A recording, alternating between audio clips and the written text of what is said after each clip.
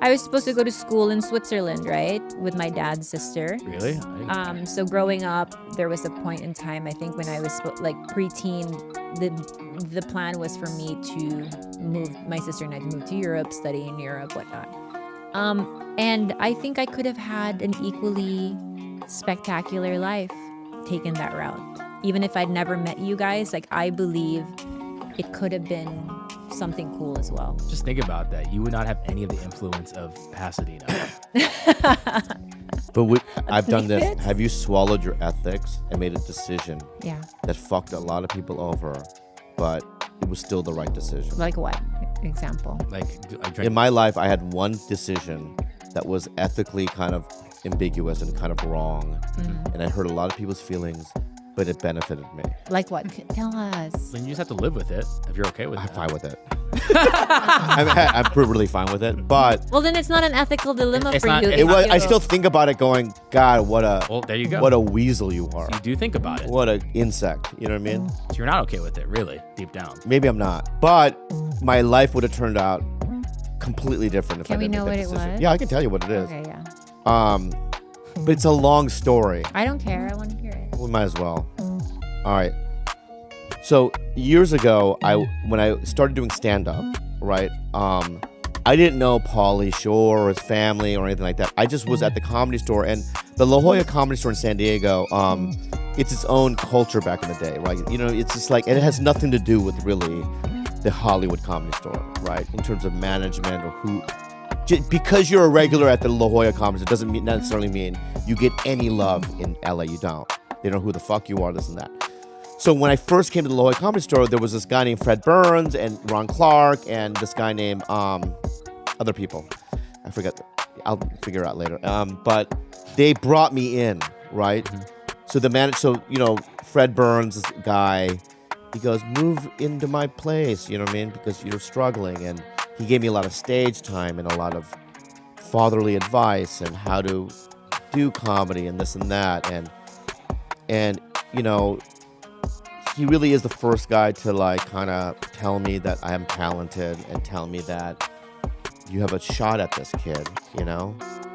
And then 2 years down the road, I met Mitzi and Pauly in the gang, right? And they said one day, we're gonna fire Fred Burns and everyone, even the waitresses, everyone at the club, and starting anew. But we want to keep you. And I go, okay, but you can't fuck with them anymore. You can't talk to them. You have to kind of join our It's fucked up of Army. them to give you an Team. ultimatum like that, though. Power play. Yeah. And I go, okay. And then I had to go to Fred and those guys. I'm gonna join this team. You know what I mean? And they're like, what? They fired everybody. So they started their own club. They wanted to start their own scene, right? But Mitzi goes, and so what happened one time was they opened up a different club that didn't last, but Mitzi wanted me to go spy. So I went and spied for Mitzi to get doorman because she needed a doorman. So I went to people at this other club to get them to come back to the Comedy Store in La Jolla, recruit, and they found out I was spying, and a comic punched me in the face, right? And I went back, and I thinking back at that, I have problems with it. Oh my God. I like to defend young Bob. Okay, go ahead. You were put in a position of like basically like that, a bunch of adults, right? Because Mitzi was in her what at this point? How old was Mitzi? I don't know, 70s, maybe? How old was Fred Burns? 50s. Okay, these are people with, let's assume, fully formed brains who can impart wisdom on these young comics. Instead, they're, number one, requiring you to choose a team. Number two, preying on the fact that you have big dreams in comedy and making you actually like, what do you call it? Like a pawn. Yeah, like they're making you do their dirty work for them. All the while knowing that you're gonna do anything to get to where you want to be, which is a comedian, right? So it's like, how old were you? 23? 25. Okay, well, still, like you Your probably difference. He's like What- 38. In 2 He's years, like come on. 38. you're probably broke. No money. Yeah, no money. You probably were not doing well in life. Well, no, because at that point, what happened was, Paulie and Mencia, I was opening for them on the road, Yeah. right? And also, Mitzi had made me a paid regular, right? And, there was no one in San Diego at the time that was a paid regular. I don't think that was Weasley, only because you went with the decision that you thought was best for your career. And we all have to prioritize ourselves at some point, even if it means hurting their feelings. Now, like, an apology down the road would have been like, hey, dude, that's kind of They fucked both up. died. So you never apologized. No, they both died. But did you make did you choose the correct team? I chose the team to lead me to here. And if I feel like if I didn't make that decision, I'd still be in San Diego. You chose. I might be a better person, or I feel freer. I don't know, but I look back at it all the time and I go, is there any other option?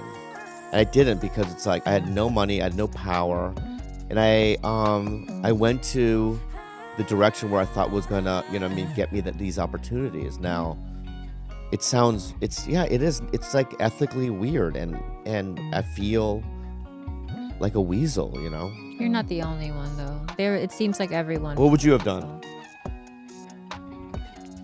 Probably the same thing, because like you aren't screwing over their careers necessarily. They were already getting fired by Mitzi. They were already. You're also they were not, already stuck in San Diego. So you're I also think- not the sole Yeah. reason why their business went under.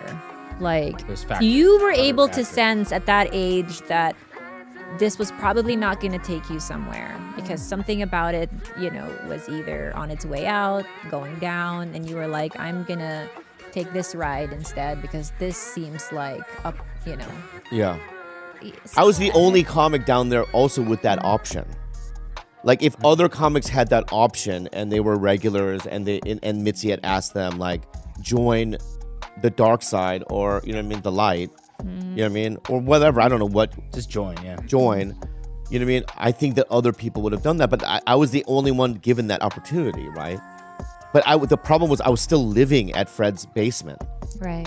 so when I made that decision, I could hear them through the vents. Yo, bro. No, I really did. I'm not kidding you. That's why I moved to Damn. LA, because I remember hearing through the vents, that motherfucker, we're gonna fucking get that guy. You know what I mean? And like, Talking about you. about me, Oh my god. right? And I'm like laying there like late at night going, it was terrible. I remember I would get boils on my face. And I remember one time I was at the Panikin during that time, and my friend Alan Meadows from high school met me for coffee, and he goes, dude, you look like shit. I look like shit. I couldn't sleep. You know me, I'm so sensitive. I was like frazzled. I'm like, I think they're gonna kill me. I have no allies here. And that's when I decided, I think I called Mencia and I go, can you help me with money to get me to LA? I think he gave me a couple $100 to come up. I don't know, something like that. And I moved up, and I lived my friend Calista was in LA, but I slept in my truck in the Comedy Store parking lot for a couple of weeks. Because you were scared. That's when I moved up here, and that's when Jimmy Schubert Gave you a sandwich. gave me a sandwich. That's when that happened. But my point is that